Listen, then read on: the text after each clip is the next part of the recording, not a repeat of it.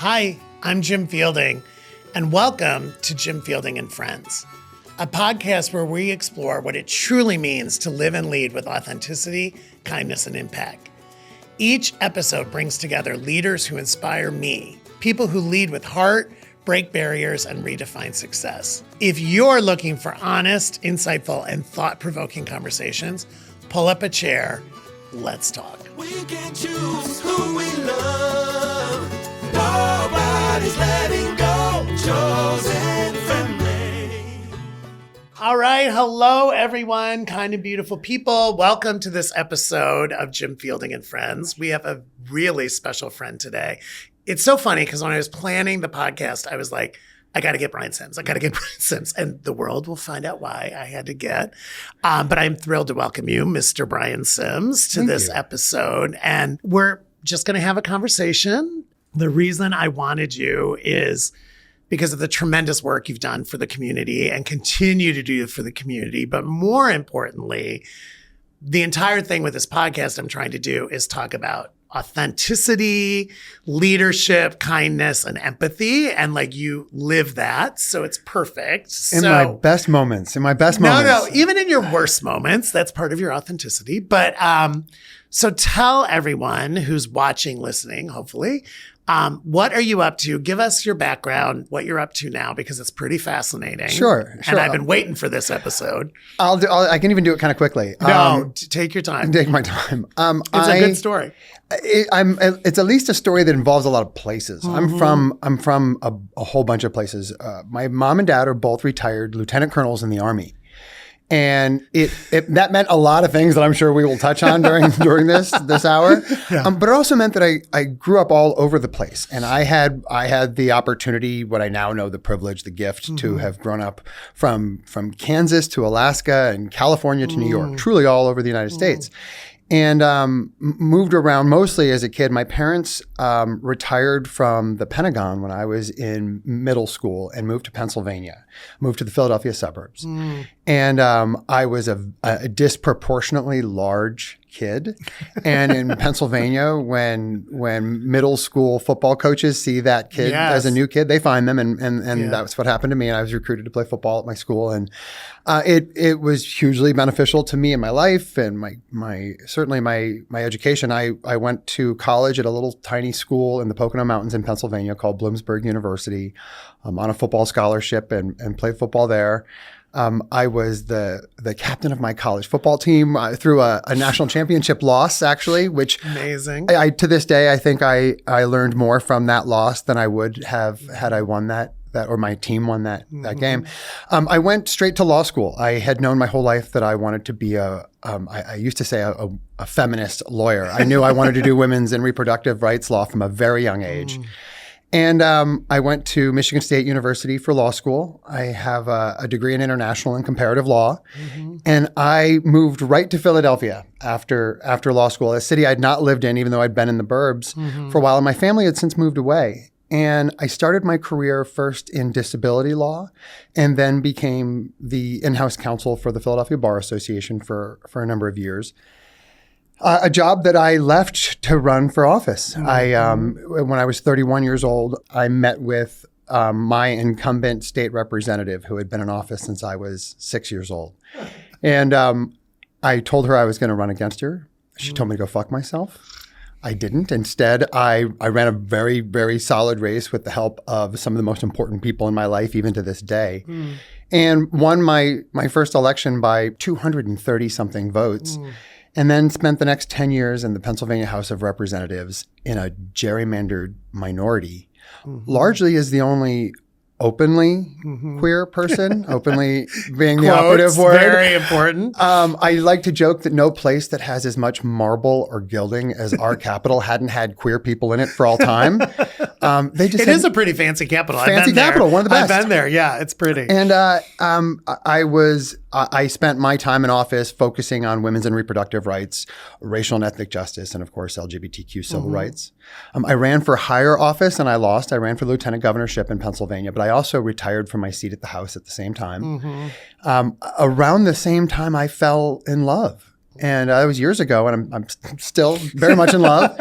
I run an organization now. About a year ago, a little under a year ago, I was hired as the first CEO of a political action committee that uses major breakthroughs in algorithmic data analysis, predictive data analysis, and AI to essentially identify the most beatable bigots in office in any given election cycle. Not who are the worst. And now they all know why you're here. And now, right? We hunt down the ones that we can actually do something about, that we can actually beat. And unfortunately, there are, and I have done this in my life. I've put too much focus and too many resources behind battles that cannot be won to the detriment of those that could be. Yes. And when I was first approached by this organization and their sort of this new and sort of very exciting way in which they approach changing politics by getting rid of the most beatable bigots in the country, I was a quick yes. No, and I remember you and I talked when you first took it, and I was like, hallelujah. Because first off, I think, I think that, listen, you are an activist, a representative. You have been in the trenches. I'm an activist. I always say I'm an activist just by living my life, basically, but I'm a donor. But what I love about what you guys are doing is the targeting, right? Because I think many, I'm not an Uber donor, right? I'm not like sitting at the table, but I think one of the things that was hard in the last election cycle is I was struggling on where to give my money, right? Like, was I supposed to be giving it to the central committee? Was I supposed to be giving it to the Governors Association? Like, it was confusing. And what I found is now, especially with like groups like yours, I would rather give it to individual candidates. To your point, it's not like I'm trying to go to Vegas and win the bet, but it's like my whole thing is I want to make impact, right? And I like the tangibility of seeing my donations. And I love the fact that you guys are using algorithms and science, fact-based decision-making to actually help make those decisions. And you took the job at a hell of a time. And you're doing all levels, right? You're doing... We do. The organization prior to me being there had a really serious focus on school board races. School board, yes. They had gone out in 2022, had focused on the Moms for Liberty candidates around the country and beat 14 of the 15 of them. And, anybody that's listening that may not understand why a school board race is so important. First, there are states in which school boards are disproportionately important, have a disproportionate impact. Yes. States like Texas, states like Michigan, where a person on a school board can have a really huge impact. Huge. They're similarly like in Virginia, there's an out elected board member named Carl Frisch, who is the board, I believe, the school board chair in Fairfax County, an enormous county in Northern Virginia. And I think often about Newt Gingrich, that way back in the day, Newt Gingrich had this sort of contract with America. It was about compassionate conservatism. And they understood that school board candidates become state representatives, become state senators, become members of Congress, become U.S. senators. And that the pipeline for elected officials, that conservatives could take advantage of that pipeline of elected officials in a way that Democrats maybe had not realized that they were doing. It's a good thing to have people in elected office that have experience, and school boards was a way to do that. Yeah. I love that we're on this vein because, my dad was a mayor of Port St. Lucie, Florida, and was a fireman and policeman, military. So you and I have that in our background. But when he retired, and it's funny because he was from Florida, and I think people underestimate in Florida the homeowners associations. He grew up as a board member in his homeowner association, then became president of the homeowner association, then became a city council member, then became mayor. And I think people like in Ohio, that wasn't a phenomenon. Like, I don't even know if we had homeowner associations in Ohio, but my dad always used to say, all politics are local. And my dad was a Reagan Republican, a Bush, was involved in those campaigns. But would always teach me and my sister, all politics are local. And he's like, who's on your city council, who's on your school board is actually more important than who the president is, even though we all get wrapped up in the president and the Senate, and we should. I'm not saying any of them are unimportant, And I think now living in Georgia, I really feel that because we have very active local politics, very active local fighting.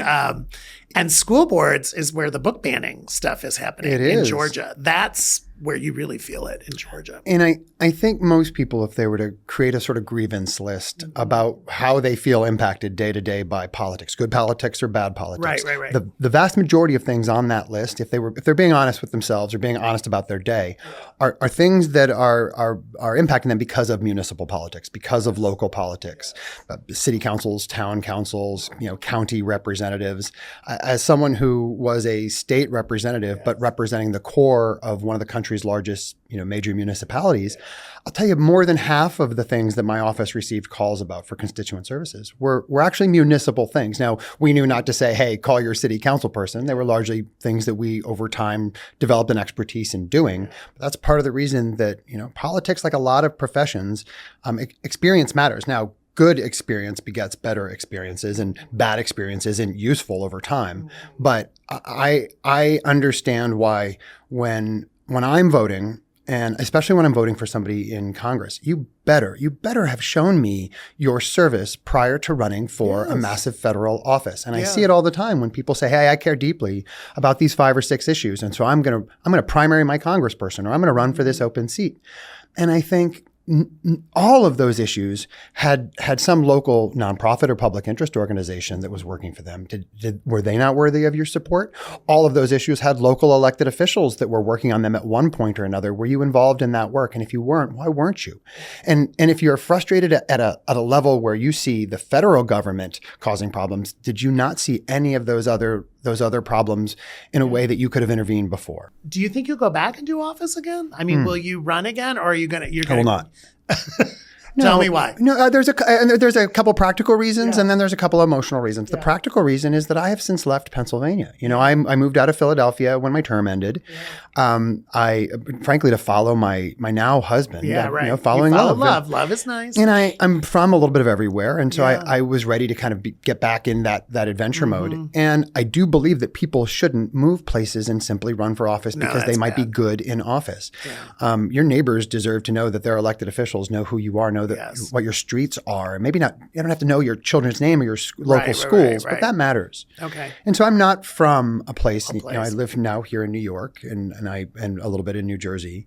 So I'm not somewhere where I think I would want to run, but I also, and listen, maybe the learning curve here is that if I were to go back in office with what I learned about myself and about, those kinds of jobs, after leaving them, maybe I would be a much better. In fact, I'd like to think I'd be a much better elected official. But I do believe it's something that I learned a lot of lessons from. And among those lessons are find people to be in these jobs. Now that I know what that experience is like, now that I know where people survive and where they don't. And I think I have a much better idea about how to find those people than to just be one of them myself anymore. Yeah, I think that's great. Well, I think it's also where you can make impact, right? I mean, I think you're still making a tremendous amount of impact. You're probably making even more impact, more wide than if you were just doing it yourself. I mean, I hope. Yeah, I think. I mean, I kind of feel the same way. I mean, again, like as a donor and a participant in the process, that's what I'm looking at is like, and I mean, is it fair to say, because you brought up Newt Gingrich, which I think is excellent, and Project 2025 and all that. I mean, is it fair to say, it's my podcast, I can say it, that the Republicans have been better at this local planning for a while than we are on the Democratic side? I mean, yeah, right. Better is relative. Better is a value-laden word. Put more focus on it. I understand that for sure. Intentional, I think, might be the best word to use. You're right. That's the best word. In many ways, sort of, and I'm going to make this sort of akin to Republican messaging. Yeah. You'd be hard-pressed to find a progressive, hard-pressed to find someone who's liberal or Democratic who's not frustrated with the impact that Republican messaging has on voters, on Americans, whether that is to make them not vote or to make them vote in a way that seemingly feels against their own interests. And a lot of that frustration is how rote and how simple the communication is. And yet it still works. And so we can be frustrated with it, but are we are we frustrated to our detriment by not adopting what we know works? Yes. If we can find the better edge of that, if we can find a morally acceptable version of that, shouldn't we be at least doing that in ways that we think will help us build capacity to do even more better down the line? We should. And I think the same is true with this capacity or this focus on local elections. We know Republicans are doing this. We know it's effective. We know that it helps them build deeper benches. We know that that's part of the reason they're not suffering from an octogenarian problem the way that the Democrats are, is because they create these pipelines and they do it as much to kind of squeeze out everyone else, which they do very effectively, as they do to create opportunities for others to move up. And that's, so if we know it's happening and we know it's useful, even if we're frustrated with it, does turning a blind eye to it, is that smarter than maybe not adopting? Again, what we can find in it that we find morally acceptable. Yeah, no. But I also think your science fact back, I mean, it's working. I mean, whether you agree with it or not, or you find it morally repugnant. I mean, you mentioned school boards. I think the other thing that the right or the Republicans have been good at has been district attorneys and attorney generals. I mean, and that was judges. And that was in a manifesto. Newt actually started it when you brought it up. Like, that was written down, and I think that's where I do get frustrated on our side, Brian, of the people who are like wringing their hands and, oh, I'm so frustrated and I'm so mad and I'm scared and I'm this and I'm that. And I'm like, guys, we saw this coming. Like, they told us what they were going to do. Like, it's not, I think I've been surprised personally at the swiftness of stuff this time around. For and sure. the kind of breadth. Like, there's just a lot coming at us at once. But honestly, you can trace it back to a speech or a document or a moment. Like, they have telegraphed it, beyond telegraphed it. They've told it. And you and I have talked about this. I've written about it. Like, as a Democrat, as a progressive, as a whatever I am, I think I'm a centrist, but I guess I'm liberal in this world now. I want it. And as a communications branding person, I want our version of those simple speaking points that are honestly written at like a 5th grade level. I mean, they truly, to your point, they are super simplistic. Mm-hmm. And as a brander, I can step back and say, you know what? They're on message. They are on message. They were on message throughout the entire campaign season. They were on message when Biden was running. They were on message when Kamala was running. They were on message. Did I like the message? No. Was it accurate? No. Was it fair? No. I mean, there's a lot. It was horrible. It was bullying. Tight and it was effective. But it was tight and it was effective and it was memorable. And living in a swing state of Georgia, where the polls were completely wrong, right? We really thought we had a chance. Like, we really worked hard. But, we were one of those places where Kamala is for them. He is for, Trump is for you. Trump is for us. I felt that every day in Pennsylvania campaigning. I was telling my friends in the Democratic powers, I'm like, every sporting event I watch, every news I watch, like, it is over and over and over again. And he said, it is by osmosis, it is sunk into all of us. And not only am I getting it on TV and radio, I'm getting it in my mailbox, I'm getting it in the newspaper, and it's working. And I was telling people, and it's not that I was like a soothsayer, but I was like, he's killing us with this. They are killing us with that message. It is over and over and over again. And you and I both know it was weaponizing and demonizing the most marginalized part of our LGBTQ, the most marginalized letter in our community, in our family. But it worked, and we didn't have a response. And where do you think that response should, I was going to ask you, like, where should it have come from? Is it from Congress? Is it from the Democratic committee? Like, I don't know where it gets formulated. Yeah, it's one of the interesting things about being now a retired Democrat, but certainly somebody who interacts with Democrats all the time. He said, I get asked this: who is the they in the Democratic Party right now. And Right. it's part of the reason I think we're all so concerned, we're all so frustrated, Yeah.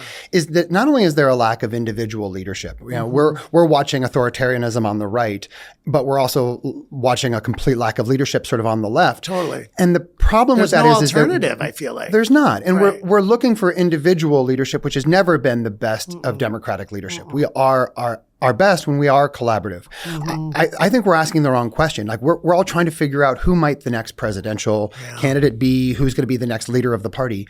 We need to know who the next collaborative leaders of our party are. Yes. We At can't, all levels. At all levels. We Yes. can't talk about how Yes. women of color bring life experience to democratic decisions that have historically been excluded to our own detriment. Yeah. Well, we can't talk about why Midwestern Democrats and rural Democrats and sort of that sort of heart of America Democrat is so important to our democratic values and continue to make the same decisions we're making over again. We need the tapestry. We need the collective of them all. And that's what I keep looking for. I don't want to hear about how so-and-so is better than the rest of them anymore. No, I totally I want to hear that we've got 10, 15, 20 people in a room collectively working together to make sure that at the federal level, at the state level, at the municipal level, we are on message. We are on brand. We are working together. Oh my God.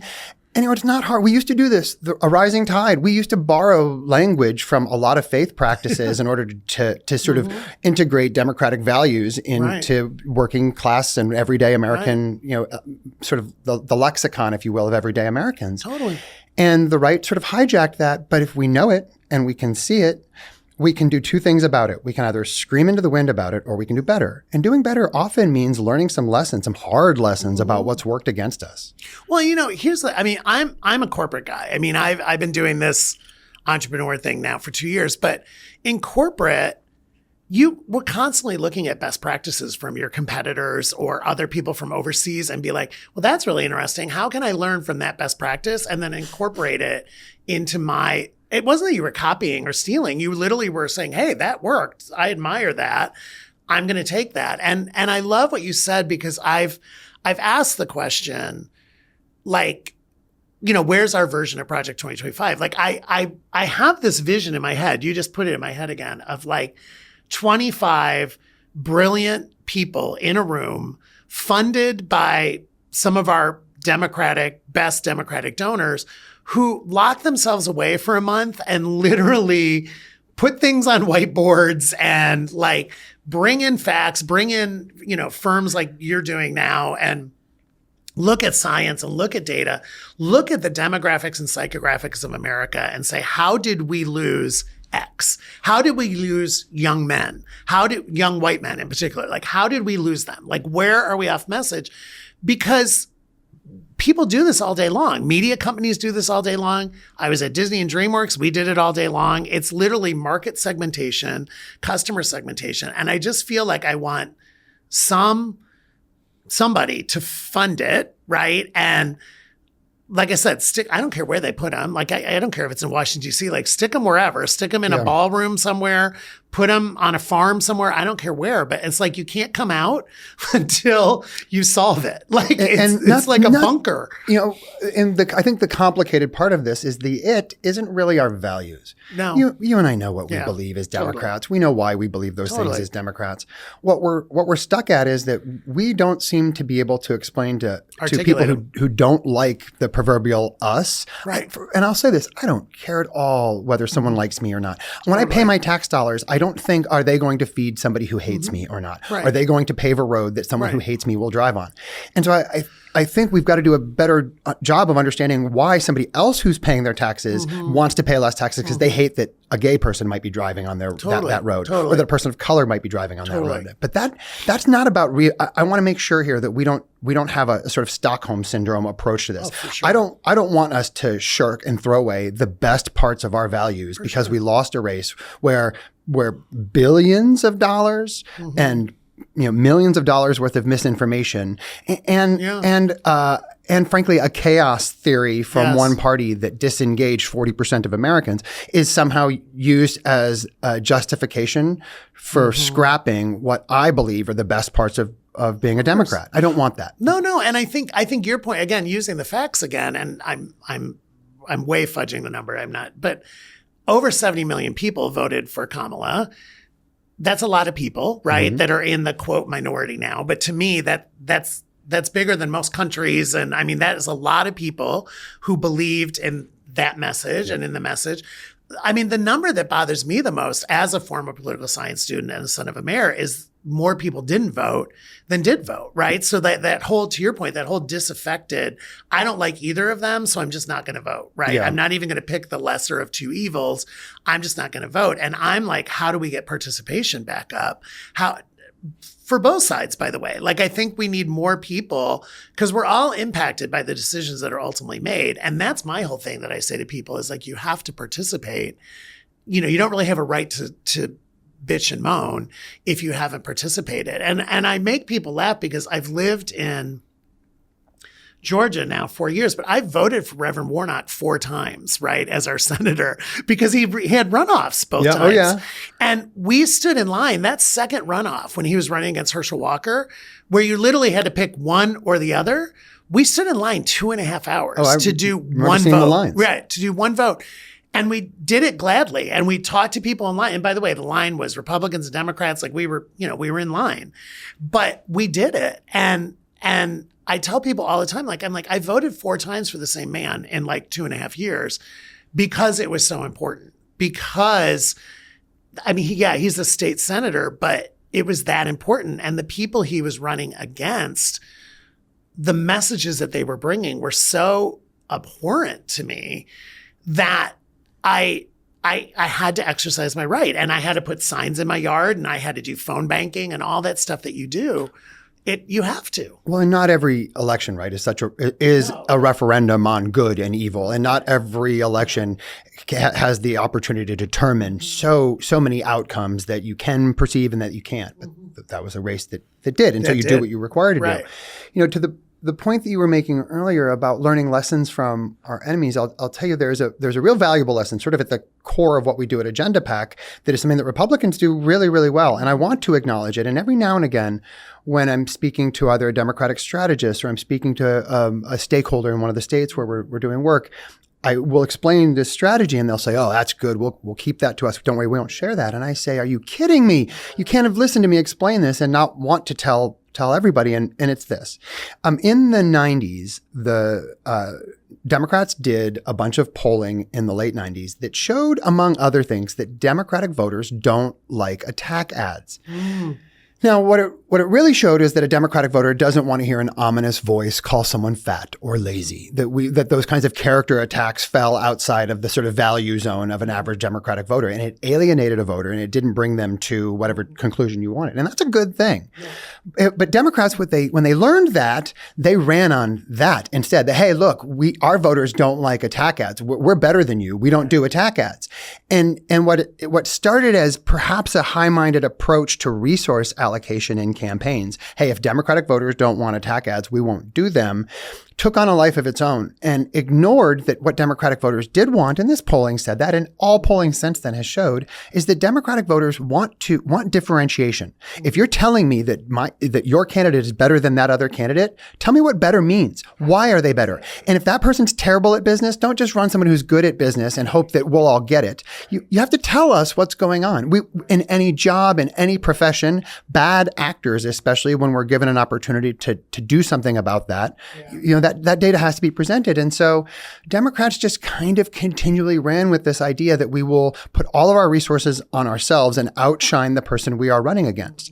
And I was taught that as a candidate, and I taught other Democrats that as an elected official, that you keep your resources. If you're the incumbent, you don't teach people who your challenger's name is. And if you're the challenger, you have to use all of your resources to teach people who you are. Republicans are not bound by that. In fact, and almost all Republican candidates in the country will reserve a certain percentage of their resources to run directly at the Democrat they are running against. They will. Now, we know they have a significantly lower threshold for sort of reality, and for the veracity of truth. But they do that in a way that is deeply effective. And we do that at Agenda PAC. Our targets are not the good Democrats we've identified that we want to win. Our targets are the bad acting Republicans that we believe are beatable. And what we do is that in cases where we are capable of it, and it's not every single state in the country, we do polling to identify, we've identified them already as an anti-LGBTQ, anti-equality elected. But in most Republican districts, most of those candidates, that does not differentiate them from their voters, from their electorate. It is not being a homophobe and being a transphobe is not going to cost most of these Republicans their jobs in office. What are the other really terrible things that bad actors like them do when they're in office, intermingling their personal funds with their private. That's something that so many Republican elected officials do. Look at Ken Calvert, who's a Republican out in California. He's worth $20-something million based on the sort of insider trading that he does from information he learns on committees he serves. And so what we do at Agenda PAC is we do polling and we identify where those elected officials are differentiating from the expectations of their voters.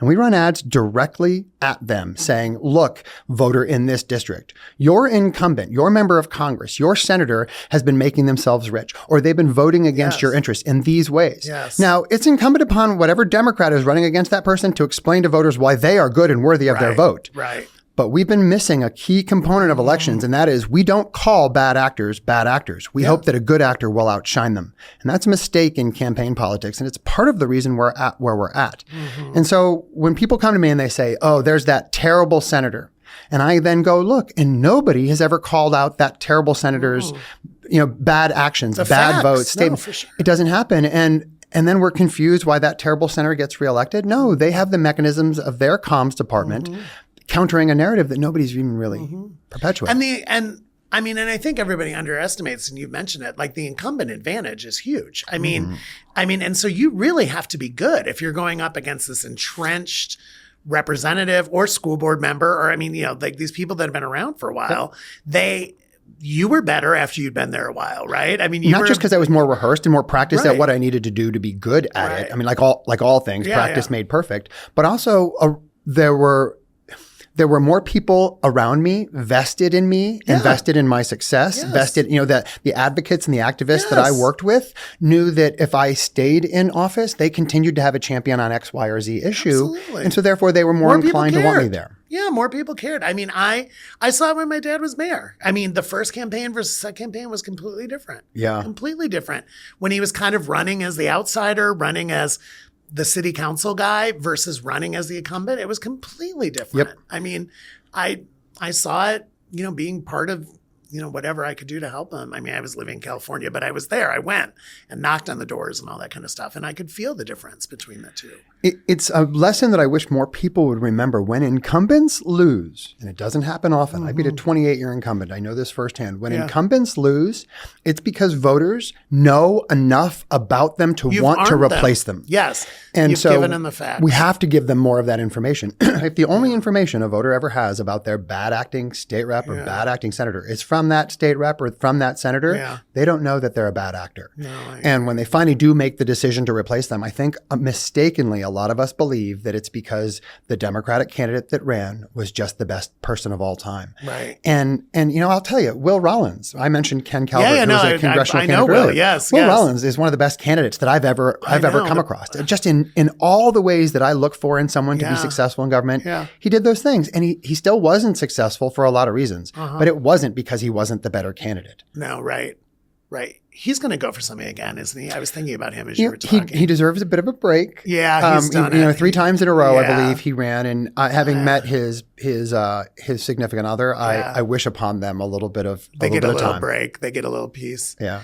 So I don't want to anoint anybody to our earlier conversation, but from your seat, are you excited about anybody? Because I know, like, when I think, Obama and the audacity of hope, right? And I think a lot of people are looking for Obama and the audacity of hope, like Barack and Michelle Obama, right? I think that combo. But are you excited about anybody at the national level? And then who are you excited about, like, at the more local levels? It's not that I'm not excited by anybody at the national level. It's that I don't I both sort of to the earlier conversation, I'm trying to train myself not to be looking for a savior, but to be looking for collaboration. That's who we are. We are at our best collaborating. And so I want to see who is going to work the best with each other. And I can appreciate a stentorian moment from Cory Booker, and I can appreciate a massive crowd from AOC and from Bernie Sanders. And I can look upon the sort of the epic power of a Sarah McBride, and I can see the true leadership in all of that. But the tapestry interests me right now more than any thread, right? And that's also a little bit of a way of saying I don't see in the Democratic Party right now an individual that is changing my mind about what I'm looking for. I don't see anybody that's having me go, well, maybe I want this collaborative, but I also want somebody to be the sort of the North Star of it. And right now I don't see who that person is. At the statewide level, there are a lot of really interesting statewide elected officials. Megan Hunt is an out senator in Nebraska that is someone that I continually find interesting. Carlos Guillermo Smith is an out elected official in Florida that I think is a really fascinating being. Right here in New York, I like Eric Botcher a whole lot. Those of us that are in New York know that we have a really long history of having strong, present out elected officials, and Councilperson Botcher is one of them. I don't hurt for finding inspiration in elected officials, especially out elected officials, but like a lot of people right now, the amorphous blob that is the Democratic Party is hard to pin down. It's hard to identify, and it's hard to be inspired by. And that's okay, right? The crises of these kinds can sometimes and often do build in us either new approaches or help us see things in a different way. And I want all of that. But again, I don't want us to lose and have the lesson of our loss be that we are wrong and bad and need to do everything different. That's not the case. We've got to differentiate between what we're doing right that works and what we're doing wrong that isn't working. It's a recipe. It's a soup. No, I mean, I love your tapestry. I was thinking mosaic. I mean, I think because that to me is what, well, first off, I think that's what America is. Like, that's what I've been frustrated about lately is, all of this, make America great again, like build walls, not bridges, like all that kind of stuff. And when I think of America, we used to call ourselves the melting pot, right? Mm-hmm. We used to call ourselves, read what's on the Statue of Liberty, read, the Declaration of Independence. And we used to celebrate diversity. We used to celebrate that tapestry and like all the different ways we looked, and people who grew up rural and people who grew up urban and people who grew up wealthy and people who grew up not wealthy, and the West and the East and the South. And I've now living in the South, the first time I've ever lived in the South, but I've been in the Midwest. I've lived in the West. I've lived in the South now. And we used to celebrate our differences. We used to think it was strategic. We did. We did. We thought it was a strength. We very much thought it was a strength. And growing up, I remember I had a friend, Nadine, who was Bangladeshi growing up next to me when I was probably 13, 14, 15. And I think about all the positive impact that having her grow up next to me did for me. When I was younger than that, living in Kansas, I lived in Fort Leavenworth, Kansas, and my best friend for a while was a guy named Homer Leonard. Homer, I hope you are out there in the world and hear this. Homer in my little tiny Kansas Army school was far from the only black kid in my school. It was an Army base. There was a lot of racial and ethnic diversity on the base. Homer was my best friend and at the time. And, whereas I didn't know to think as a 17, 18, 19-year-old that my interactions with my peers were informed by having him as my best friend as a kid, I did learn that lesson when I saw people whose experiences weren't informed by similar experiences as my own. You can tell when someone's never left their front porch. Yeah. And in fact, as someone who does civil rights, I often like to remind people that the two leading indicators in America of how a person will view equality, how they will view civil rights, are formal education and travel. And not because you're ever taught what equality looks like. It's that you have an opportunity to experience it. Travel teaches us either that we are all special or none of us are. When you don't travel, you think you are one thing and everybody is something else. And that's wrong. I guarantee you right now that if you dropped both of us off in almost any country in the world, you would find parents who wanted the most for their kids. You would find somebody who is trying to both work hard, but also find time to be creative. You would find somebody that was grieving. You would find someone that was sick. You would find someone that was finding joy. All of those things are really universal, right? Yes. Human beings. Yeah. And it's so interesting to me is that, to the point you were making earlier also, is that one of the great sort of American values is that overcoming hardship teaches us lessons that make us better. Any person you point to and say, where does your gumption, your character, your grit come from? They'll tell you about some hardship that they had to overcome. Even if they've never had any hardship in their life, they will invent a hardship and then tell you how they overcame it, because we value the overcoming. We know how important that is to a point. We stop the moment we somehow look at people of color. We look at immigrants. We look at people who have so many opportunities to overcome hardship and frankly often do and have. And yet somehow it's like we value a hardship journey up until a certain level of privilege. And then when real hardship starts to kick in, we don't value that hardship journey. I find it is such a weird dichotomy about America that we say we believe in determination, hard work, and grit.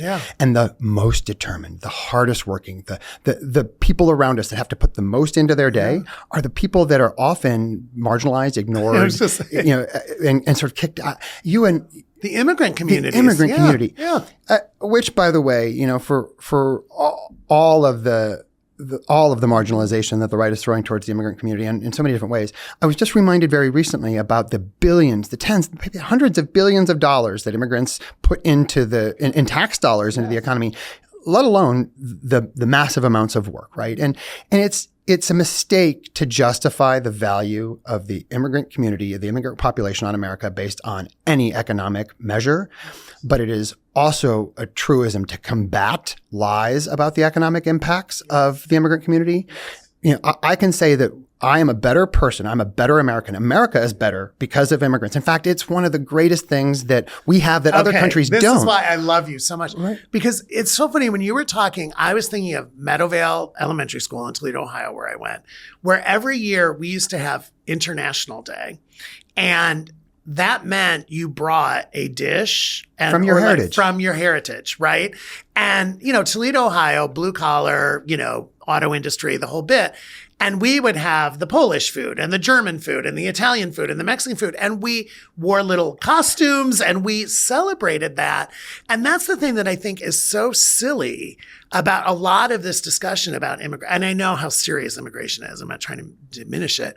Is we are all immigrants, right? I mean, literally, unless you are indigenous, and you can track yourself back. And there are many people who are indigenous to America. I grew up knowing I was German, Irish, and Welsh. And I knew when my people came, right? We're Irish potato famine people, right? So we're 1800s for the most part. And I was a Toledoan and I was a third generation Toledoan, but I always said I'm German, Irish, and Welsh, proudly. Yeah. Even when they made fun of me for being Welsh in Britain because we were the coal miners, right? And they're like, oh, you're Welsh, whatever. But it's so funny that we've lost it. But literally it was an elementary school thing and we looked forward to it. And it was this smorgasbord and we'd have Persian food and we'd have African food because Toledo with the auto industry was truly a melting pot. And a public school in Toledo was a melting pot. And I just don't understand when that became bad. The sort of gatekeeping about what heritage is acceptable and what heritage is not. There are 50 million Spanish-speaking Americans. 50 million people in the United States speak another language, a superpower, being a polyglot, being able to speak being able to communicate with people in a whole other way than the way that you and I are limited in communicating with each other. And yet we have a government that thinks that's a bad thing, that would vilify people for that. Were it not for Native Americans and a language that was suppressed, we wouldn't have won a world war.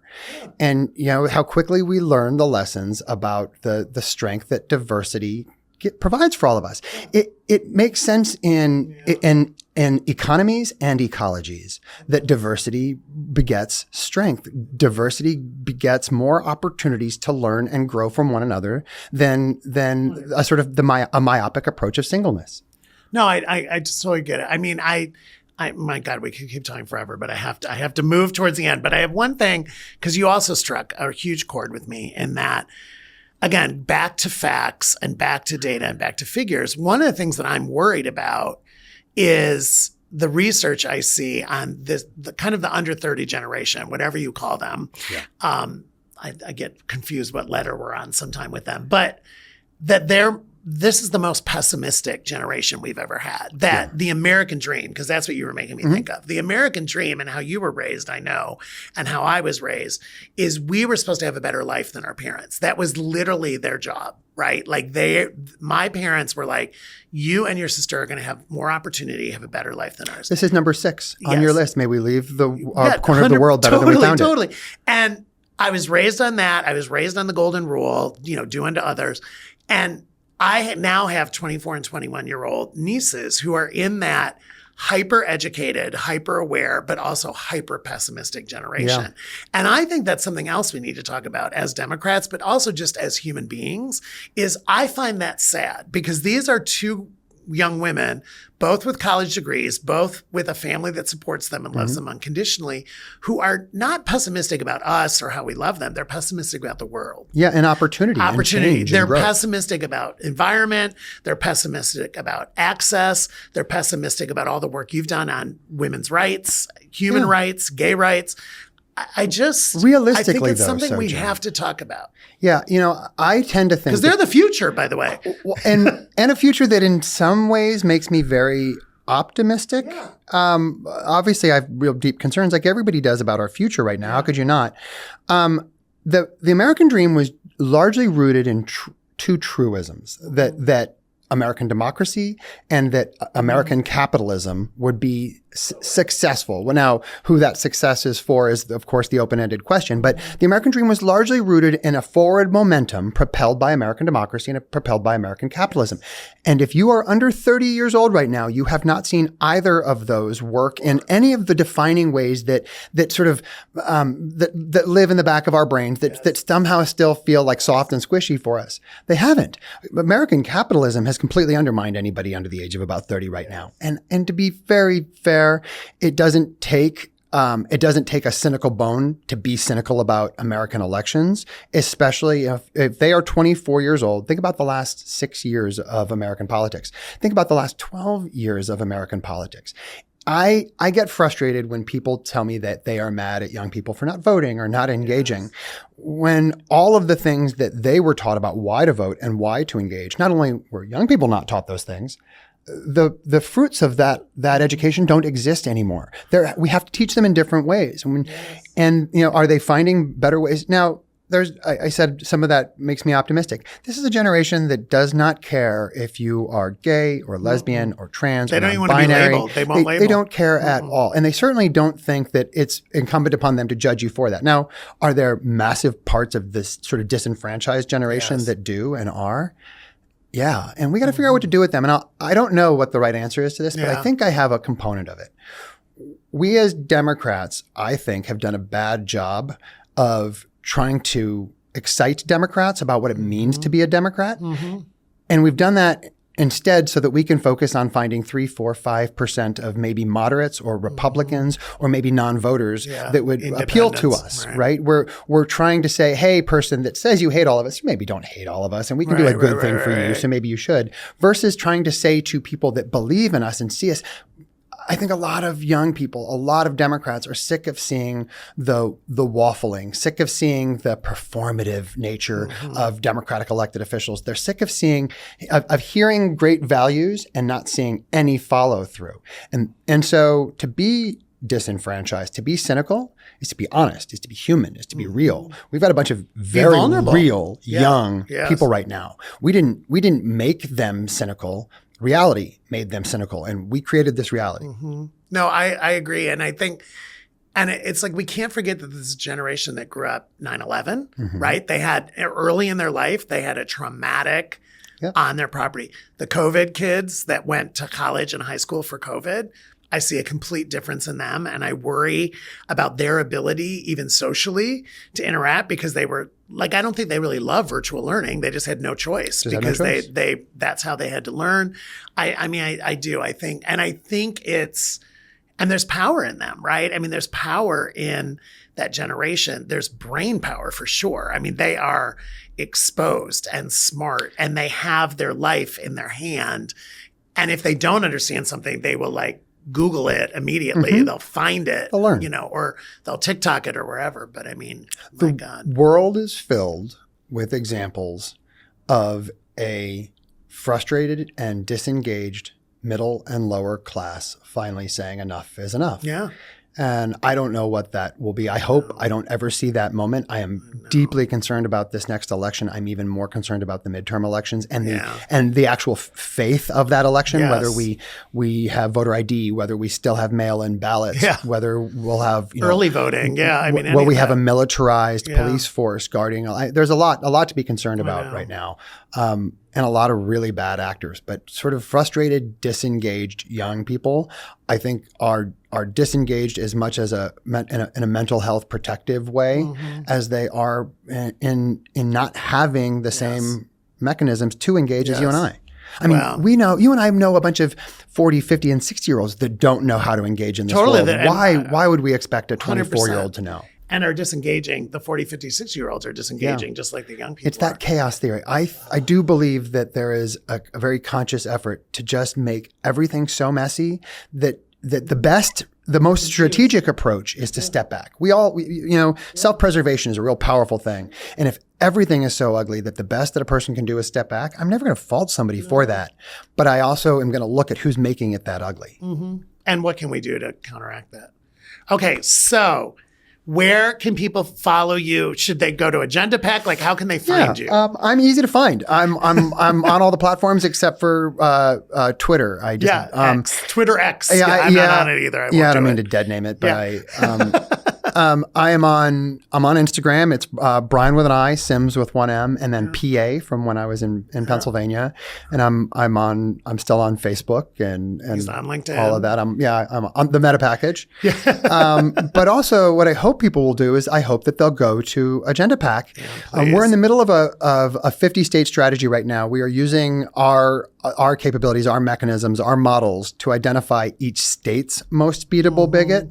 We're about 15 states in. I think right now, while we were recording this, we were announcing Washington State's most beatable bigot. Wow. And what I hope people will do is go find your state's most beatable bigot. See who's running against them. See who's organizing against them. See what you can do to help the effort. And if the best that you might be able to do is support us in going after that person, please support us in doing it. The other thing that I hope that people will do is I hope that there's this moment where people look around and say, I don't like that this person says that. I don't like that my elected official is doing that. I don't like that this candidate is doing that. If you are one of those people and you're looking around and you're just frustrated with everybody else, maybe you're the person that should be running for office. I didn't run for office because I wanted to be a state representative. I ran for office because I thought the job that was getting done on my behalf was getting done poorly in a way that I didn't support. And I didn't see anybody else that was trying to do it better. And that's it. Politics is about about being incrementally better. And, if you're frustrated with your elected official, others probably are too. You don't need to be the best state rep that's ever existed. You need to be better than the one that's there. Yeah. Oh my God, that's an incredible way to end. Thank you so much for being here. Please, please, please follow him, Agenda PAC. This is exactly the conversation I want to have. It was better than I thought it was going to be. You. And we're going to have to do another one. We should. We could have gone. Follow-ups. We could have gone for hours. All right. Thank you so much. Thank you so much for joining us today. If you enjoyed this show, make sure you leave a review, subscribe, and follow us on your favorite podcast platform. We appreciate you and look forward to seeing you soon. Choose who we love.